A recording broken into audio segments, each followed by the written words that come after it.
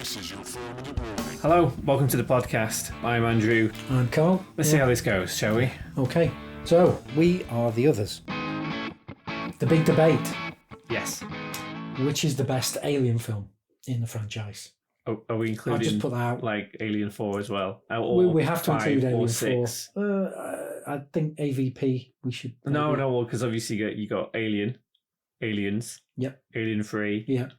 Alien Resurrections, Prometheus, Covenant, and the one that's just coming out, Romulus. That's it.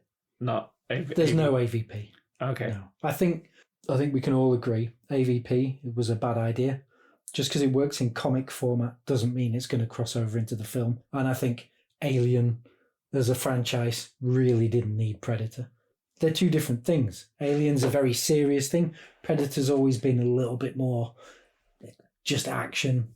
I mean, you can argue that Aliens is action. But they are terrible films, but it's comic, and obviously the comics. I had no issue with the comics. I thought they worked well in the comics. I'm just like.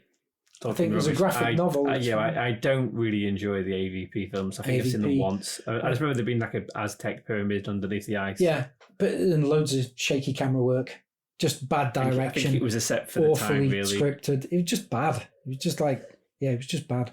And then Requiem, they must have had no lighting budget for Requiem. Requiem? Yeah, AVP Requiem. Was that an actual... That's the name of the thing. Yeah, I remember now. I thought that was just a Predator film. I didn't know it was an Alien versus Predator. I thought it was a bad dream. Right. There was no lighting budget. It's just all in the dark. With Olivia Munn? On Earth in the suburbs. Yes, I remember now. Yeah. I didn't know that was an Alien Predator. I thought it was just a Predator film. No, just AVP. That's AVP Requiem. I thought that was all right, that one. No. Both of them are bad. Requiem's probably a little bit worse than the first one. Is the first one when they find it under the ice? Under the pyramid. With like Lance Henriksen. Yeah, bad film. Bad film. I think they thought, because they got Lance Henriksen to be in it, that it was going to be good. But it was just bad. It was bad. So we can strike them. Okay. Let's pretend they don't exist. Okay. Some people, no doubt, will rate them. Somebody's going to like them. But yeah, for me, they're just not canon. Alien, the first film. I think you got to go some way to beat that. It's the original. It's the first. Yeah, I think it's like... It looks amazing. Yeah, I think the whole 80s... Well, obviously, because it was made in the 70s, actually, 70s. Yeah, 79. Yeah, it was the kind of like, the padded cells, padded walls kind of thing, and the metal industrial kind of... I think it nailed the isolation. Yeah. It nailed all the atmosphere. And great. There's a good Alien Isolation game. There is. Isolation. Yeah. Which obviously, I think Romulus is going to be a bit light. I think, Romulus is going to be... Because it's about a space station and all that kind of stuff. Obviously, we won't know until it comes out. I think it's set between 1 and 2. Yeah, 1 and 2. I liked Aliens. I thought James Cameron did a really good job. I watched Aliens again recently. When I remember like probably about 15, 20 years ago, something like that. I remember I worked with a guy and he loved Aliens. Right. Like he literally raved about it. He was like he was the best one, blah, blah, in blah, my blah, teens, action and all that kind of stuff. I was the same. Aliens, and I never got it. I never got it because I always thought it was a bit too much kind of gun-ho and kind of thing. And I wasn't a James Cameron fan, even though I liked Terminator 2. I wasn't really a James Cameron fan. Liked it too. Now I appreciate the film because of James Cameron and because of the detail of, like the military, like all the actors and the characters. Yeah, I liked it. It's got a lot going for it. But I find it a bit, there's an alien. I have a gun. Yeah. I've got this. There's no, it's going to survive. It's a lot of it, I think, is action for action's sake. Yeah. I think it works. It's a good film. It's solid. Oh, yeah. No, it is a very good film. There's some continuity issues from the first one to the second one. It works well in its own right, I think, and fair play for not trying to reinvent the first one to just have a mindless sequel. It was quite different. And it kind of like turned it up to like 11. But then I think it missed the slow burn. element of the first one over the action and pace of the second one. Personally, I think it works better. But then that's where the third one also comes in, because the third one goes back to that. Yeah, it goes back to the roots. Isolation, it's kind of like the roots. You know, everybody's a crazy person. Yeah. You don't know what's going to happen.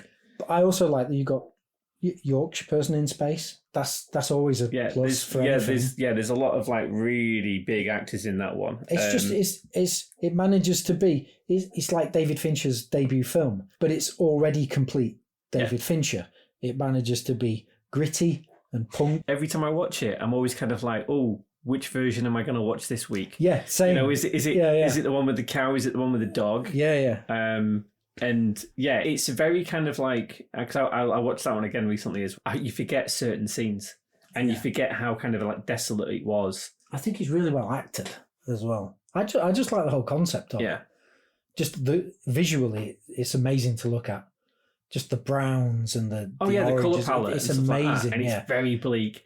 Everything's destroyed. Yeah, you know, it's all run down. There's such a sense of hopelessness about it. You can imagine like the ironworks or wherever they filmed it. Yeah. You know, you can just imagine it being in Yorkshire. You can in like an old steelworks, Sheffield Steel, Ebargum, if that's how it is, and you know, like Sheffield and it's good. It's just for me that's up there with the first one. I think you probably have to give the first one the edge as a complete film. I think where the third one failed is, spoiler alert, where it killed Newt and Hicks off screen, and that was the premise to start with. In a way, that's kind of a brave move, and I think it works for that film. But as part of the whole story, and at that point, the trilogy, that's a shame for them characters, because those characters could have gone on to do more. There was that whole like Neil Blomkirk sketches that he did. You know, when he was kind of like, and like they're still alive. And I'm glad they didn't do that, because that would have meant Alien 3 wasn't canon. Yeah, exactly.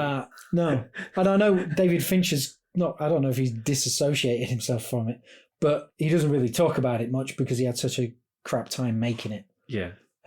Just with studio involvement and everything, trying to push him in certain directions. Sigourney Weaver. Yeah. In that film, you know, the fact that she shaved her head. And she properly embraced that character. She did. Like, I think she championed Fincher's version of it as well. Yeah, well, like in the first film, she's just kind of, she's flight crew or whatever it is, and she's there, and she's kind of like oh no, what's going on kind of thing. Second one, she's kind of like right, you've woken me up from my sleep. Yeah. What's going on?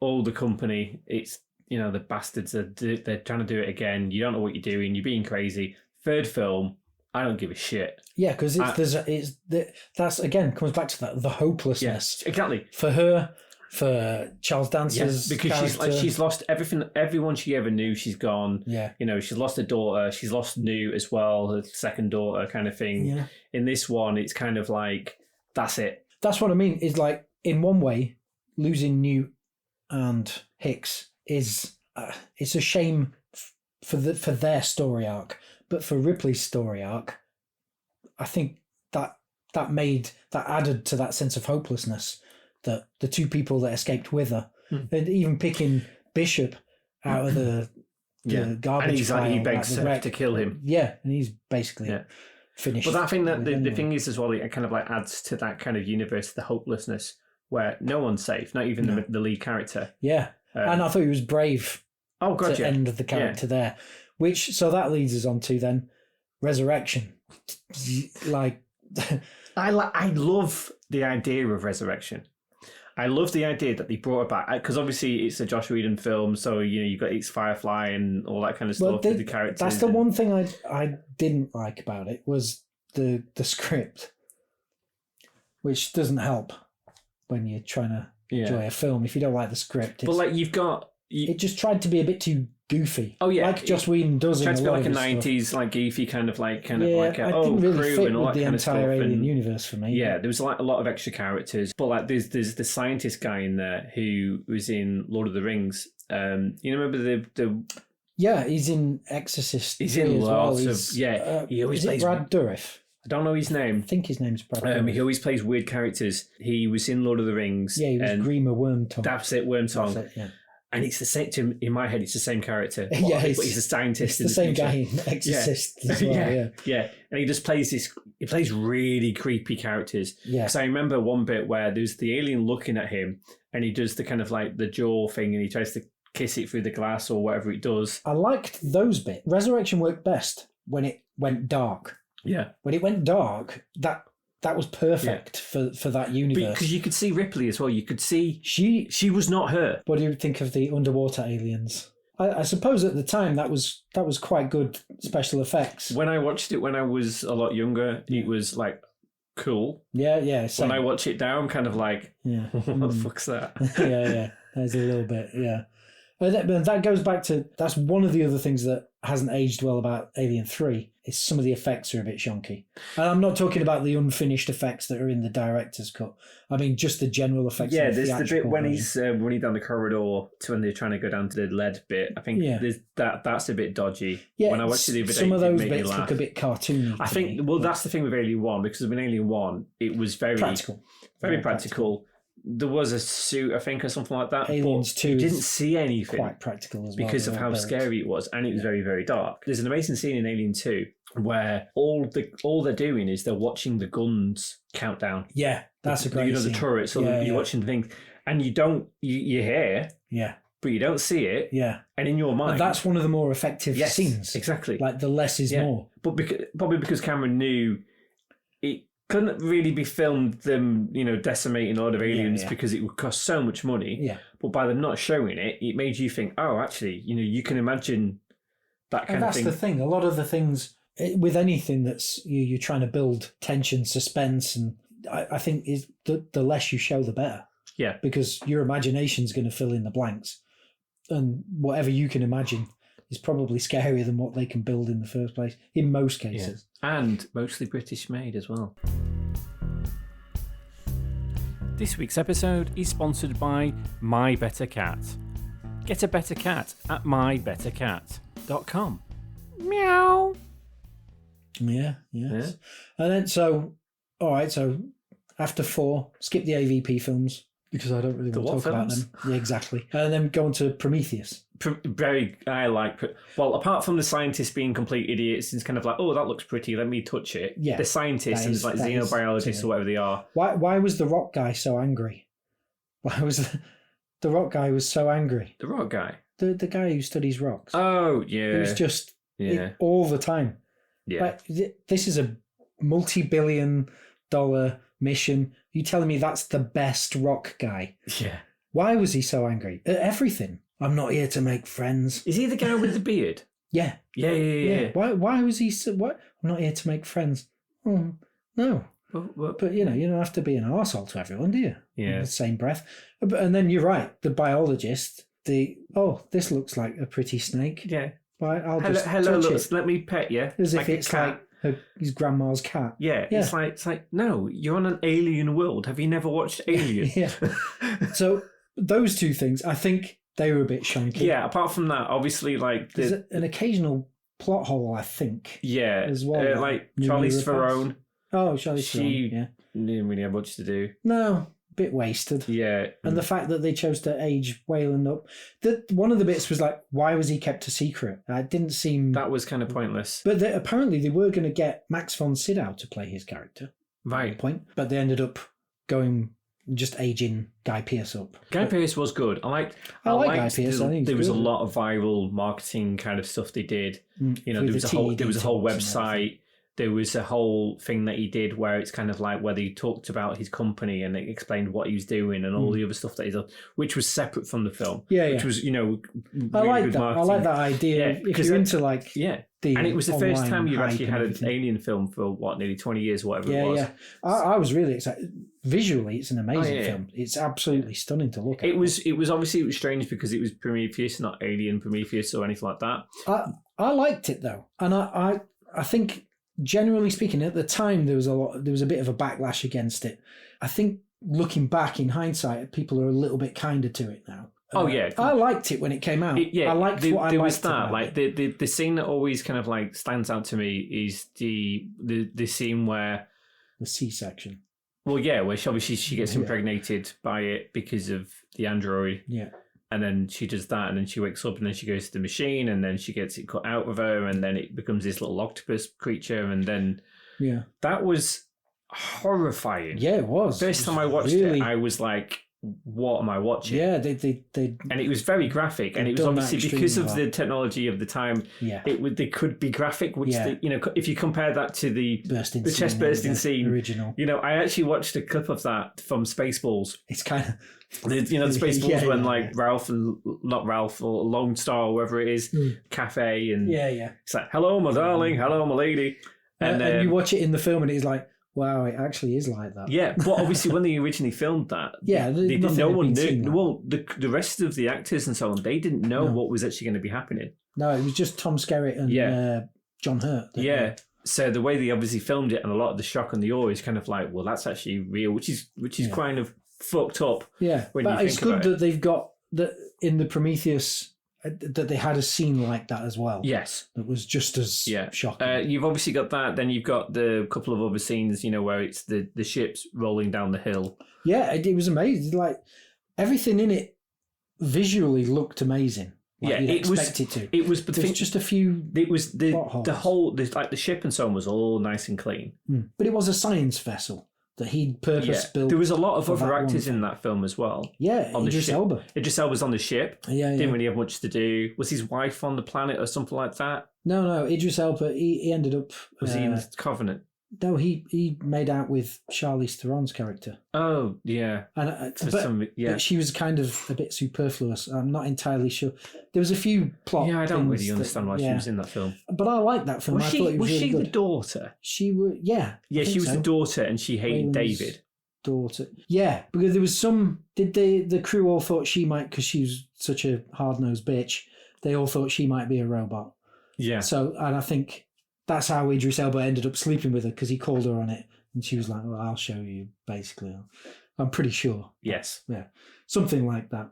But I like that film. I thought it was really good. And looking back, I like it more now. I've seen that then. Probably. Although I liked it at the time. I've probably seen Prometheus more times than I've seen Aliens.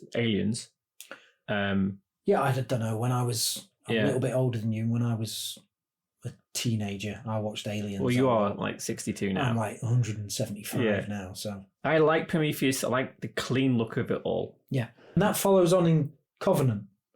Same look, same feel. The thing is with Covenant is they should have just called it Covenant, but it wasn't originally going to be Covenant. It was going to be Paradise or Paradise or something like that. But I think, you see, because a lot of the backlash from Prometheus was, I want it more like an Aliens There was film. no aliens in it. And so you can tell he kind of, I think retconned what he was originally going to do. Think the studio kind of got involved, and the studio was kind of like, you need to make an alien direction.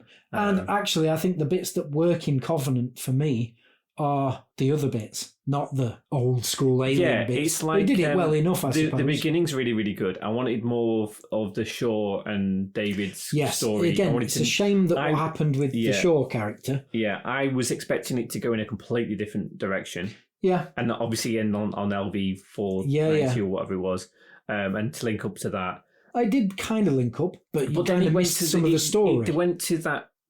Obviously went to another planet where it was just, again, idiots.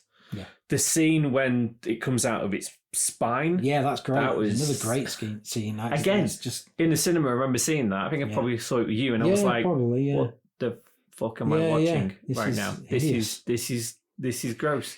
But overall, I like the David story. That was good. But then obviously, when it went all into the other David, and then how he did all the drawings, and then the pan pipe, and then the weirdness between both of them, whatever was going on there. See, I didn't mind that, and I liked the idea of the Xenomorph. I thought that was a good... But then, like, he obviously had all the eggs and stuff like that, and it's like, how did he do that? And how did he... I don't know. I kind of liked the David story arc, and it's a shame that we're not going to get to finish that.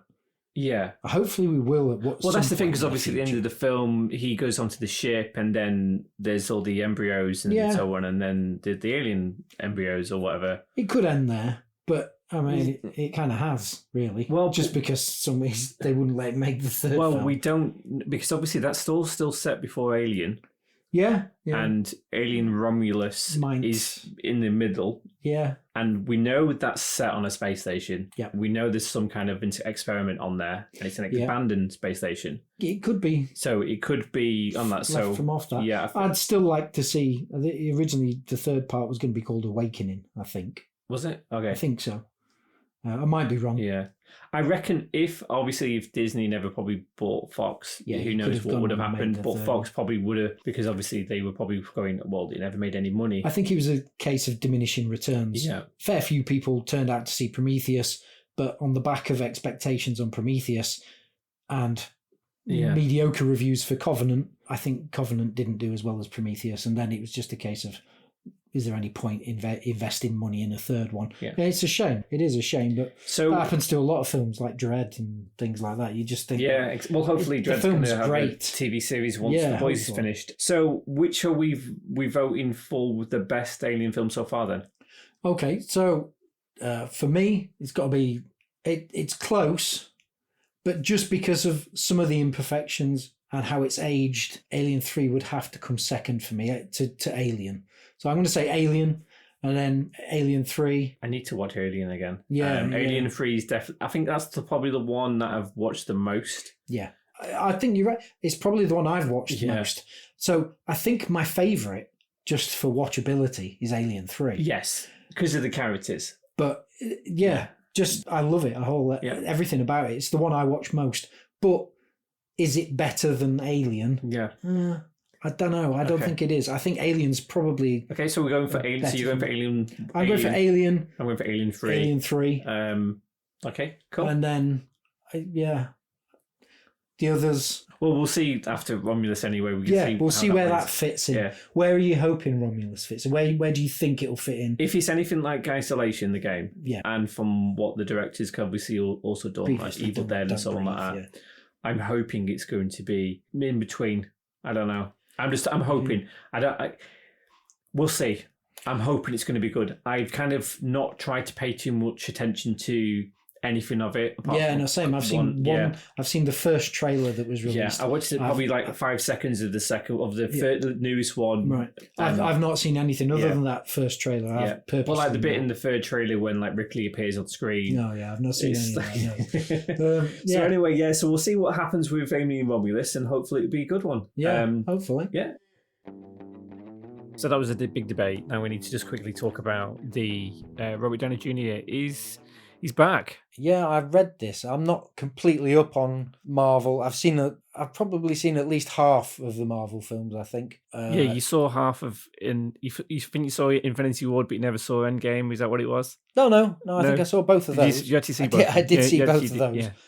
No, there's just... some of them don't interest me, but some of them do. So I don't get to see all of them. I wouldn't say I was a huge Marvel fan, but I like some of the films. I do like some of the films. The new Spider-Man films, for example, they've been really good. Some are better than others, let's say. Yeah. For me. For you. I know a lot of people like... The first 10 years were good.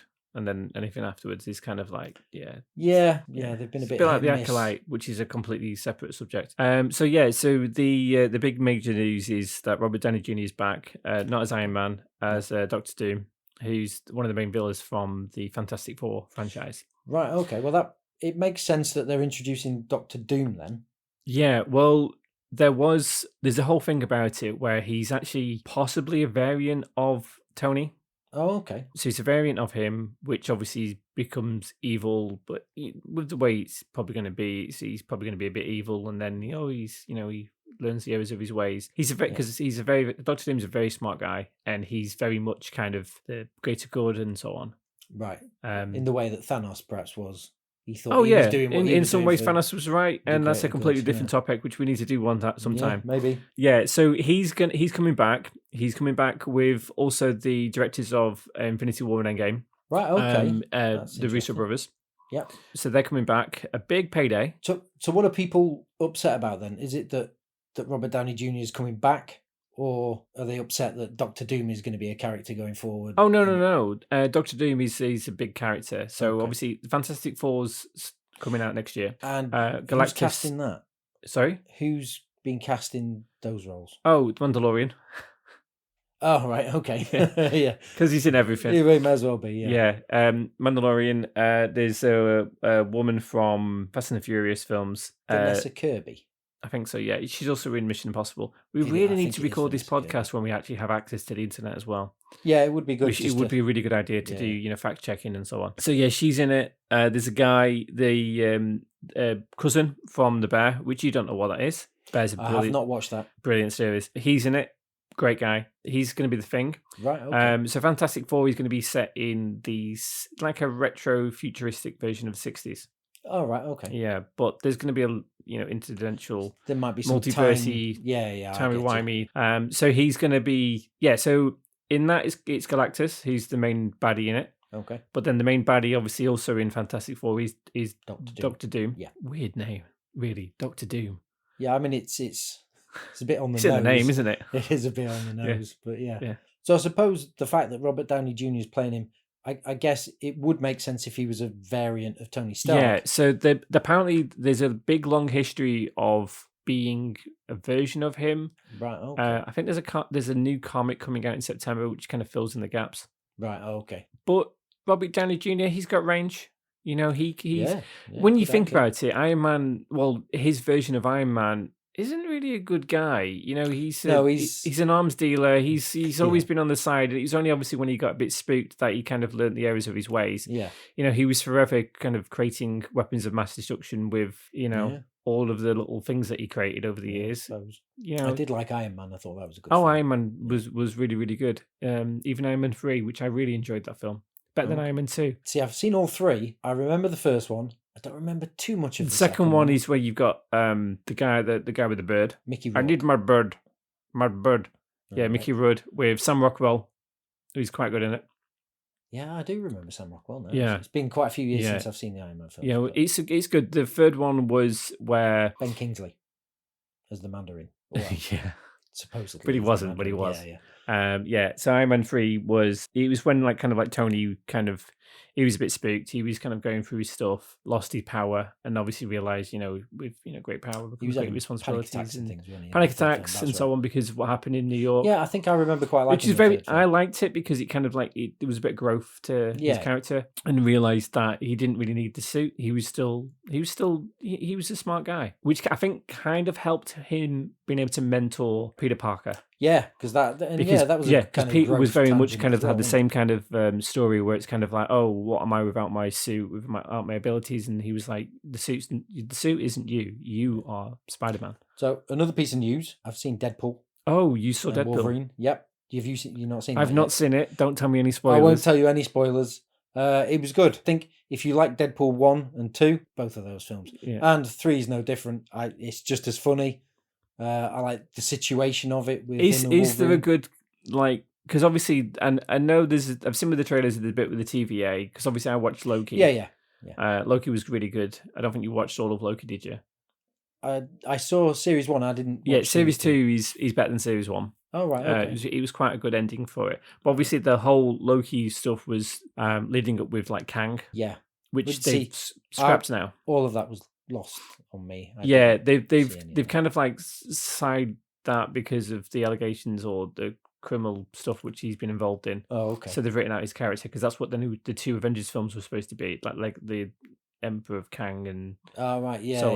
So the next one is it's going to be like Doom Apocalypse or Doom Town or something, and then the next one, Doomy. Something like that. Then the one after that, which is coming out a year after, is going to be Secret Wars. Oh, okay. Yeah. And is that already an existing comic? Yes. Okay. It's an existing series of comics. Yeah. Not that they'll necessarily stick to exactly what the comic did. No. They'll probably obviously use it as a guideline. I'm actually looking forward to them. Well, I get Deadpool. Obviously, this is the first Disney Deadpool. They didn't tone it down. It's exactly what you'd expect. It's made the money. It's made a lot of money. There's, as you'd also expect, there's a lot of people in there. And that kind of, I suppose they've tried to reset the main thread of the Marvel universe at the minute. So I guess they've used him, even though it's Deadpool 3, it's a Marvel Deadpool. Yeah. So it's kind of a bit of a crossover. Cool. So yeah, it's good. I won't tell you anything more about it. I'm hoping to go see it probably next week. Yeah. And then obviously the week after that, we've got Alien. Yeah, Alien Romulus coming out we need to have soon. a conversation about the Alien films. Yeah, we did. Yeah, we did. Did we do that? Oh, yeah, we already done that, haven't we? I'm looking forward to Alien Romulus as well. Yeah, Romulus will be quite good. Right back to the scares. And that's the end of this week's podcast. If you enjoyed any of that, please come back for next week. I'm Andrew. And I'm Carl, and we were the others.